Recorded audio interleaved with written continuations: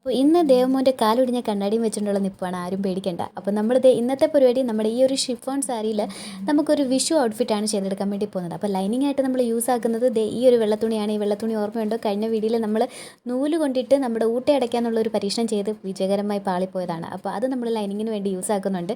പിന്നെ വേണ്ട നമ്മുടെ സാരി രണ്ടായിട്ട് കട്ട് ചെയ്തെടുത്തിട്ട് ഒരു കുഞ്ഞു പീസ് നമ്മൾ ടോപ്പിന് വേണ്ടി എടുത്തിട്ടുണ്ട്. അപ്പോൾ ടോപ്പിന് കട്ട് ചെയ്ത തുണി ഒരു കൈയളവിൽ കട്ട് ചെയ്തതാണ്. അപ്പോൾ വെച്ച് നോക്കിയപ്പോൾ സംഭവം കറക്റ്റാണ്. അപ്പോൾ അതിൻ്റെ ഒരു സന്തോഷമാണ് ആ മുഖത്ത് കണ്ടത്. അപ്പോൾ ഇന്നും നമ്മുടെ പഴയ ആ സെഫ്റ്റി പമ്പ് പരിപാടിയാണ് തുടങ്ങിയിരിക്കുന്നത്. ഇടയ്ക്ക് വേണ്ട നമ്മുടെ കത്രിക കണ്ടില്ല, പിന്നെ നമ്മുടെ വായ ഉണ്ടല്ലോ, അപ്പോൾ അത് വെച്ചൊന്ന് കട്ട് ചെയ്തു. ഞാനെപ്പോൾ തയ്ക്കാനിരുന്നാലും ഇങ്ങനെയാണ്, കത്രിക കാണുമ്പോൾ സൂചി കാണത്തില്ല, സൂചി കാണുമ്പോൾ നൂല് കാണത്തില്ല, അങ്ങനെ പല പ്രശ്നങ്ങളാണ്. അപ്പോൾ എന്തായാലും നമ്മുടെ തയ്ക്കാനുള്ള തുണിയുടെ മണ്ടയ്ക്കോട്ട് നമ്മുടെ അളവിന് വെച്ചേക്കുന്ന തുണി നന്നായിട്ട് ഇതേപോലെ പിൻ ചെയ്ത് വെക്കുക. അതിന് ശേഷം നമ്മുടെ ഷോൾഡർ ഭാഗവും സൈഡ് ഭാഗവും ഒക്കെ തയ്ച്ചെടുത്തിട്ടുണ്ട്. കൈ വെക്കേണ്ട ഭാഗം കട്ട് ചെയ്ത് മാറ്റിയിട്ടുണ്ട്.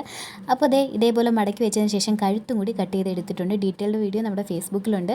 അതിന് ശേഷം ഞാൻ വിചാരിച്ചു കുറച്ച് സിമ്പിളായി പോയല്ലേ, കുറച്ചും കൂടി ഒന്ന് വെറൈറ്റി ആക്കാൻ ഒരു കൈയും കൂടി വെക്കാമെന്ന്. അപ്പോൾ കൈ വെക്കാനുള്ള തുണി ഞാനൊരു ധാവണി പോലാണ് ഉദ്ദേശിച്ചത്. ആ ഒരു ഷോളിൽ നിന്നിട്ട് ഞാൻ കട്ട് ചെയ്തെടുത്തു. ഷോളിന് വേണ്ടി മാറ്റി വെച്ചേക്കുന്ന തുണിയിൽ നിന്നിട്ടാണ് ഞാൻ കൈക്ക് വേണ്ടിയുള്ള തുണി കട്ട് ചെയ്തെടുത്തതെന്ന് പിന്നാണ് മനസ്സിലായത്. ആ സമയത്ത് എനിക്ക് ബോധമില്ലായിരുന്നു തോന്നുന്നു. അതേപോലെ കട്ടാണ് ഞാൻ ചെയ്തത്. പിന്നീട് ആ കൈ വെക്കാനുള്ള ഒരു ഫ്ലോയും പോയി. അപ്പോൾ ഇതാണ് ഫൈനൽ ലുക്ക്. രണ്ട് സൈഡിലും ബോർഡർ ഉണ്ടായിരുന്നെങ്കിൽ കുറച്ചും കൂടി അടിപൊളിയായേനെ. എന്തായാലും ലോ ബഡ്ജറ്റിൽ ഒരു വിഷു ഔട്ട്ഫിറ്റ് ചെയ്യാൻ ഇത് നല്ലൊരു ഐഡിയ ആണ്.